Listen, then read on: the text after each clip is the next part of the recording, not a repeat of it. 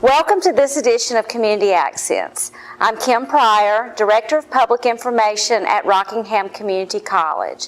At RCC, we're here to help you plan your educational journey every step of the way. We'll help you set goals and show you how to meet them.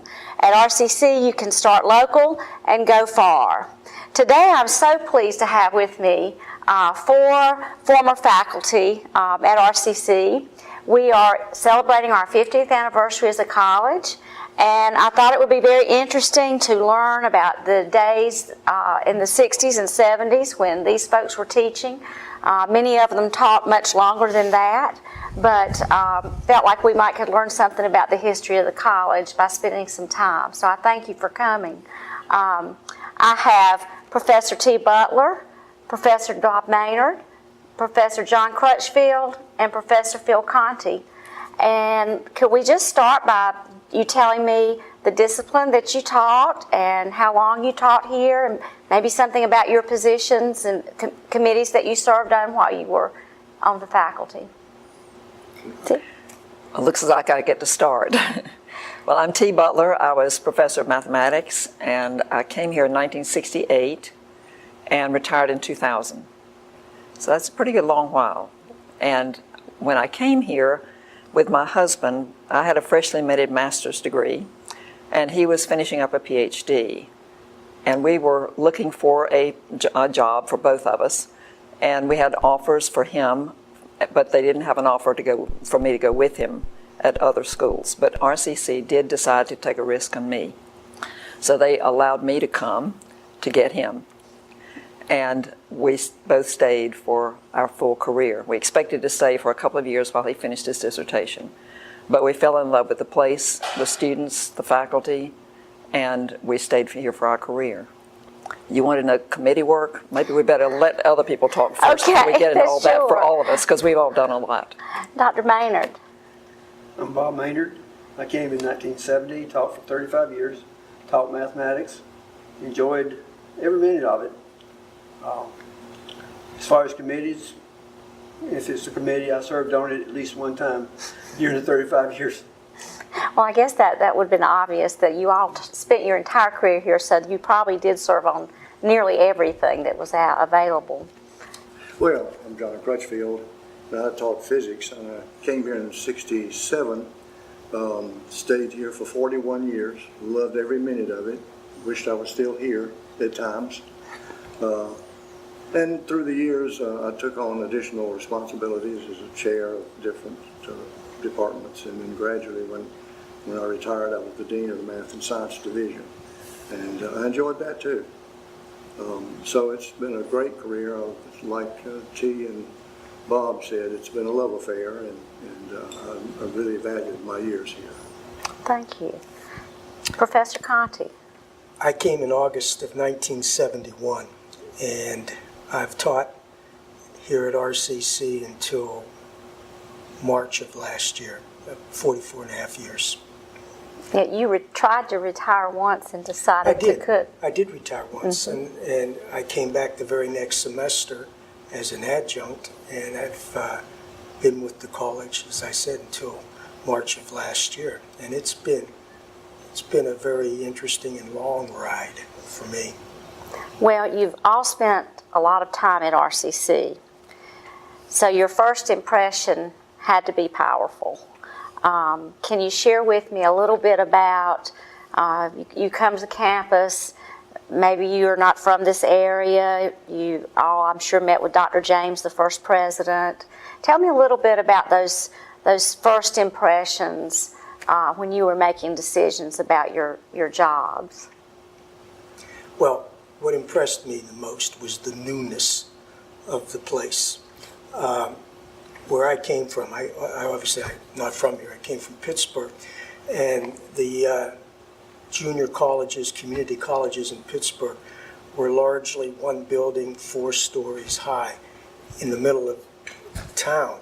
So when I arrived here for the first time and actually saw the campus, I think there were 6 buildings on the campus then, I fell in love with the place immediately. And to me, it felt like a 4-year school. And as it turned out, first several years, it came very close to really not only feeling, but being like a four-year school. Beautiful campus, beautiful new buildings, and some very interesting faculty back then. Other first impressions?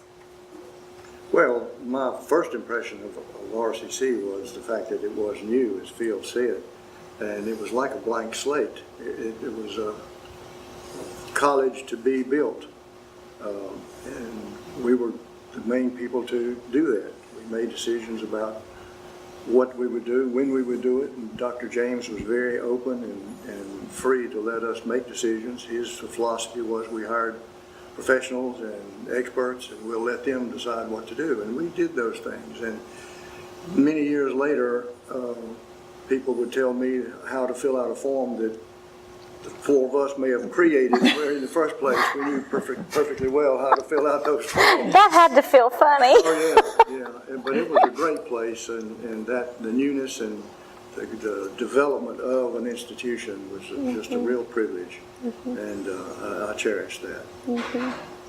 Interesting. Well, in the classroom, tell us about students at that time. Things change, but they always say come around again. So what about students' attitudes, just in general? We had a lot of returning veterans here on getting their benefits. One particular one I think about, he looked a lot like the modern paintings of Jesus Christ with the long black hair, the beard. Came into class and he mentioned that, I just don't much care for math, and I'm not going to go very fast. I need a lot of help. Well, to make a long story a little bit shorter, he's now a marine biologist with a PhD in marine biology. But another older lady came. She was about 60. She was in her 60s. And she kept saying, now, I just need this course to graduate. I need math to graduate. And I said, can't you go easy on me? Can't you give me a little bit of slack here? I said, no, not going to happen. After she graduated, she called me about 2 years later and she says, I'm on the statistics staff here at UNCG. I have some questions. That's a couple examples, but we had some really interesting students. And at the time, a lot of them were older than I, but Okay. it's a good experience. So even from the beginning, we had a good mix of traditional and non-traditional students. That's interesting. And the fun thing was they all wanted to be here because they were here to make a difference in their own lives. And so they were highly motivated. And I'm sure that's true today. You don't come to the community college so much because mama said to go or daddy said you got to go do something to get a better job. They are coming because in many cases they're adults, they have responsibilities, but they're trying to make a better life for themselves and their families. And that made it a really exciting place to be. They were talking about how much fun it was to be in on the beginning. We hear a lot about entrepreneurs and innovators now, thinking about technological fields. Well, in the educational field, that's what we were doing. And I think the community colleges were paving the way for a lot that has gone on in education across the nation. And we were excited to be in that wave of activity at that day when opportunities, possibilities seem to be endless. So it's a great thing to be in on the beginning of something.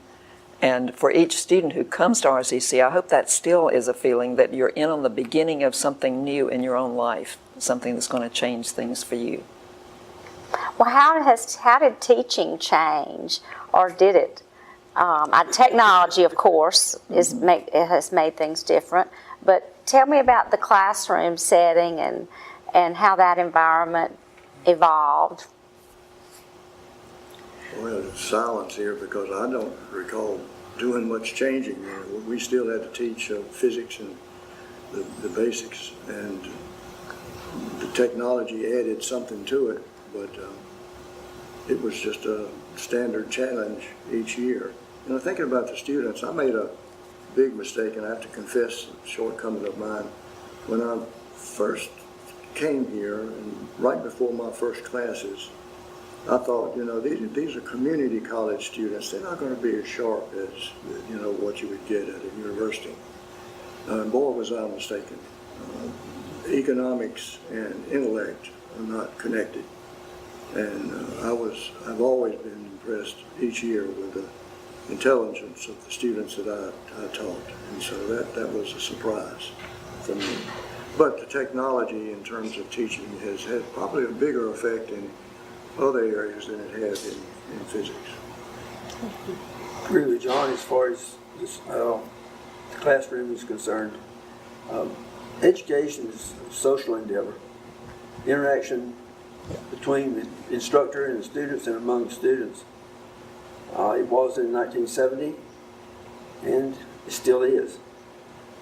Now, there are other ways of interacting, and the technology has changed math a great deal.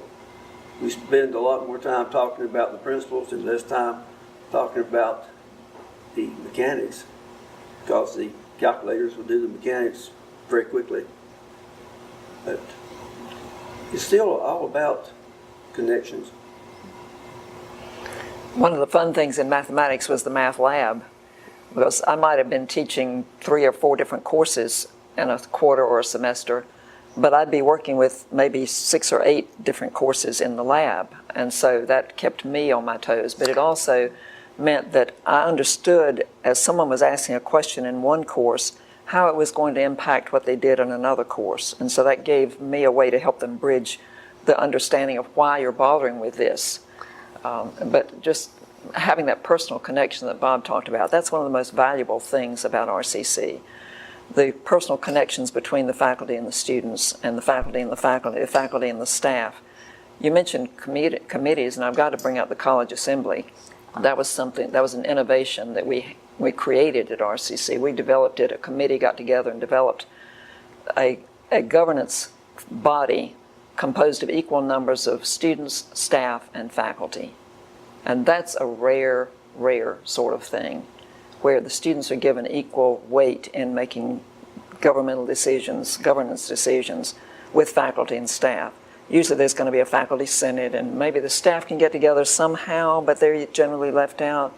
This organization had equal partnerships, and that brought in ideas that nobody would have had if we'd been working in isolation.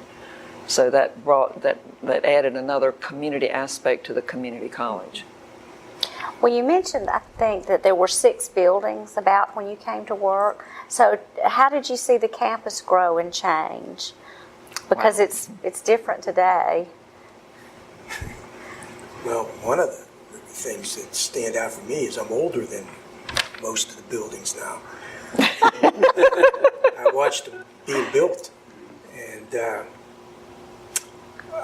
it really looks, and I can't emphasize this enough, like a college, a university campus. I've been to some 4-year schools that don't have the campus that we've been blessed with. And so, I've seen most all the buildings either brand new or being built, as I'm sure my colleagues have as well. I mean,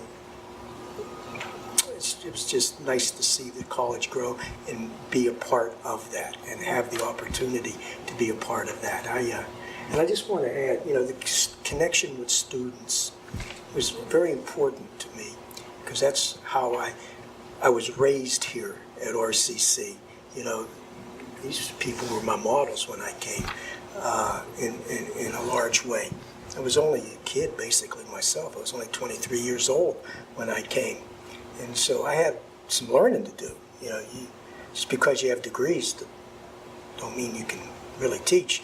So that process played out, and because of the wonderful faculty we had and the diverse faculty that we had, forget that we had a very diverse faculty back then, I learned quite a bit and evolved into someone who could stay here reasonably successfully for 44 and a half years. Well, tell me some about some students. Let's don't mention names, but you're bound to have memory full of students that, like Dr. Maynard's told a story of a couple of students who were very successful.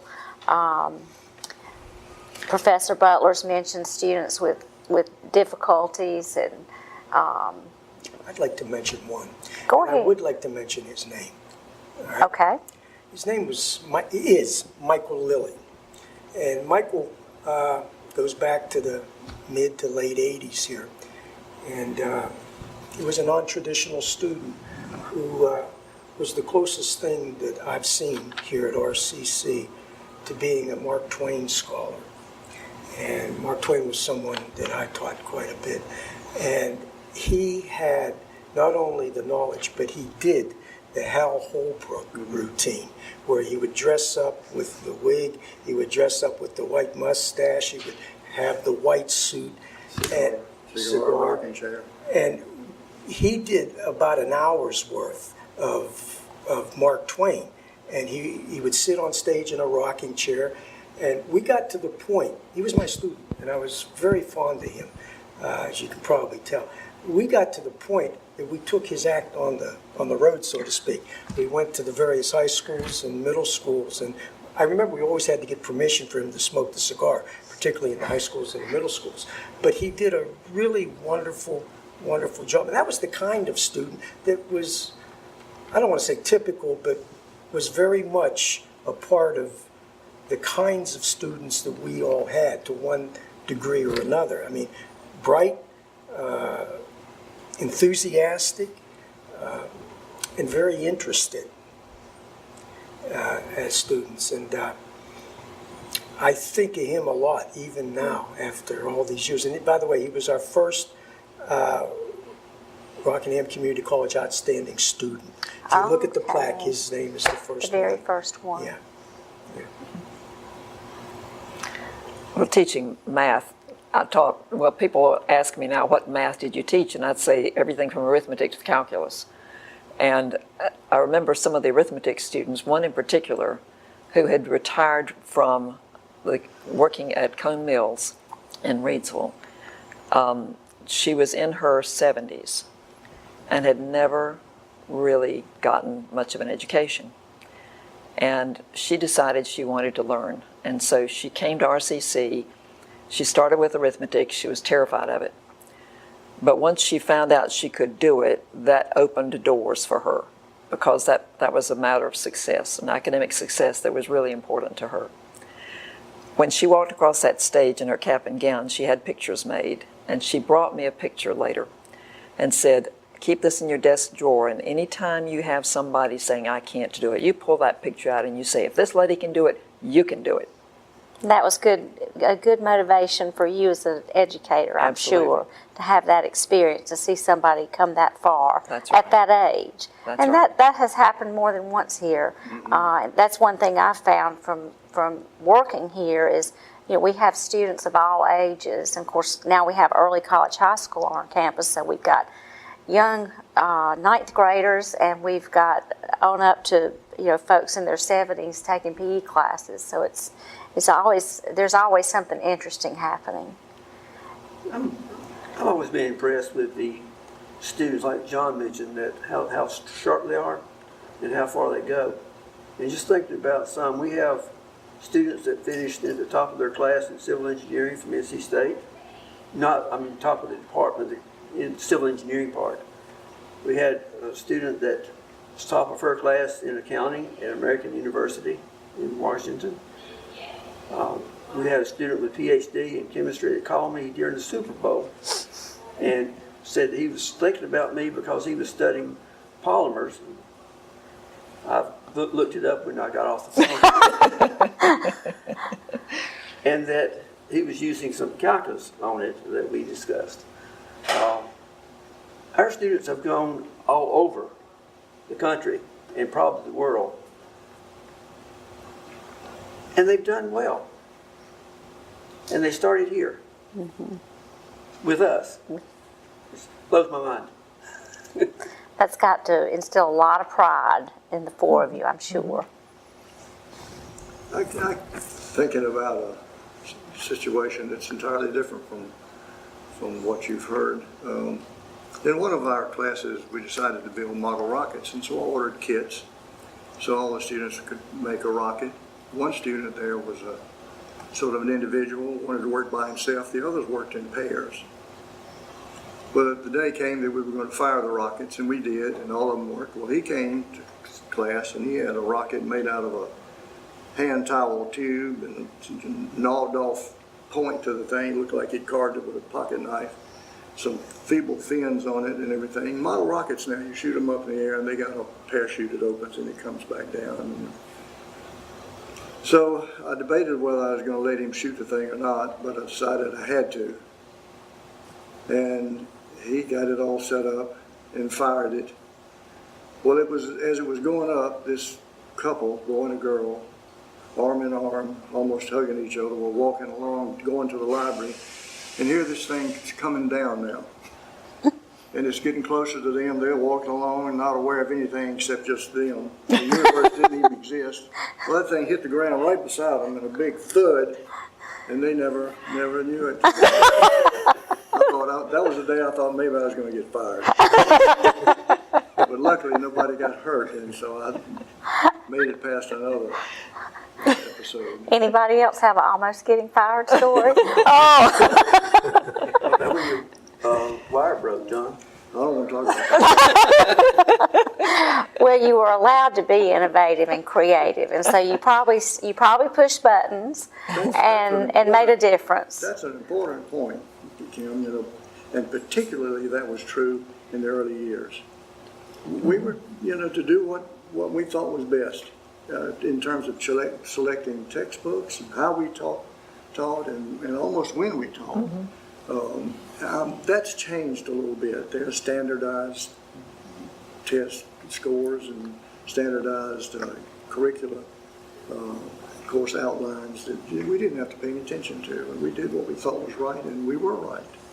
And I'm sure a lot of students, faculty these days, if they knew how we lived, they would really wish they were back there. It sounds like they would be jealous. Yes, it was great. Yeah, it sounds like that. Well, on the subject of innovation, I need to add that the math department couldn't find a textbook that would work the way we wanted it to. So we wrote our own. That's true. Wow. And then approached a publisher to see if they could do anything with it elsewhere. And they tried it out in, I believe it was New York City, wasn't it?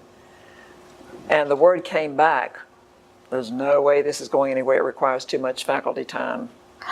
Nobody was willing to spend the time. Nope, nobody else wanted to do that. Well, that says a lot for the type of folks that were. We just thought everybody did it that way. Right. Well, tell me what you see in the future of education. I mean, you've been retired a while. You've seen a lot of changes in the time that you were teaching, and today, even more. Tell me where you see community colleges heading in the future. Well, I want to mention that I spoke of a lady who had worked at Cone Mills. Well, Cone Mills no longer exists in Reidsville. The mills in this area have closed. The jobs that people thought they would have for a lifetime, in many cases, have gone away. And a tremendous amount of that is due to automation. So many things are done by robotics now instead of by individual people. So that means that people have got to learn how to live in that kind of world and how to thrive in that kind of world. And I see the community colleges as a vital part of developing a workforce that can work in the newest economy that we have and the future economies we're going to have. Where you mentioned technology several times in this conversation. One can't talk about education without mentioning technology nowadays. But you can't talk about having a job without mentioning technology. There are going to be technologies of one kind or another that have to be dealt with as we go on. So I see our future, the future of the community college system, as being a very, very important part of developing that. Mm-hmm. Well, the thing I think about in terms of the future is that the state set up in their wisdom community colleges that would function in a community. Mm-hmm. You could see where maybe another mentality might be to combine those colleges to save money and have some big super college somewhere, but it wouldn't be a community college anymore. And this community's needs, as T is alluding to there, change. And our college can change to meet those needs.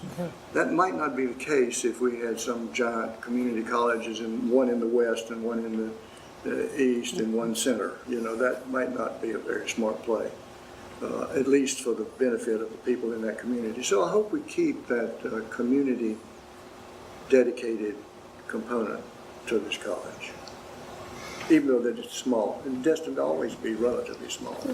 Correct.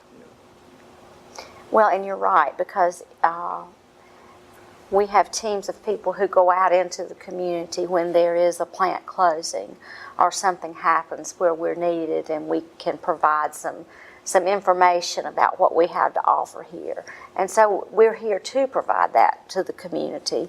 And not many other organizations operate that way. We are the community college. Well, you said make sure you stay positive. And one thing I've learned since I've retired and have spent more time now in the community is how important this institution is to the people of Rockingham County. I've heard it all my life here, but to hear people just sort of talking about RCC over coffee or over breakfast, like it was really a very, very special place, is really heartwarming. We're going to be doing a lot of renovations in the next couple of years on campus, so hopefully you'll be back to see some of those things. We're seated here in the simulated hospital of the Jerry Owens Health Sciences building, where we have all our health programs. Our student center is going to be renovated this spring. We just feel like it's very important to provide a space for students to relax and refresh and recharge and get the information and advising that they need. And so that building is probably overdue. But those are some of the things that are coming along. Any final thoughts or anything that you'd like to share in closing? Well, I think we've alluded to it some, but the personal touch, faculty to student, student to faculty to staff, all the elements of the college working together, there will never be a substitute for the connection among individuals. And that's something that this college has fostered and nurtured through the years. And I hope that that continues forever, because without that, there's no way we'll meet our mission. There's no way we will be the community college that we want to be.